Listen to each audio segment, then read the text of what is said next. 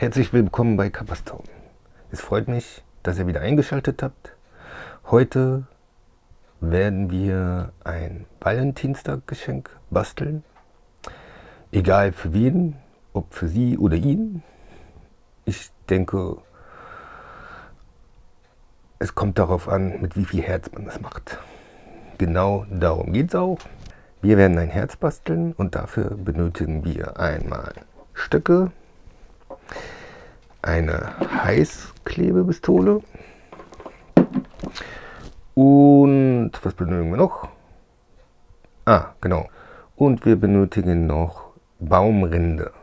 Was ihr natürlich auch noch braucht, sind die Teelichter. Das ist das i-Tüpfelchen des Herzes und sorgt für gewisse Wärme und vielleicht sogar einen schönen Abend. Das Ganze soll am Ende an die Wand gehängt werden mit Teelichtern drin und ja, mal schauen, wie gut es klappen wird. Dann würde ich sagen, viel Spaß beim Zuschauen und wir legen jetzt los.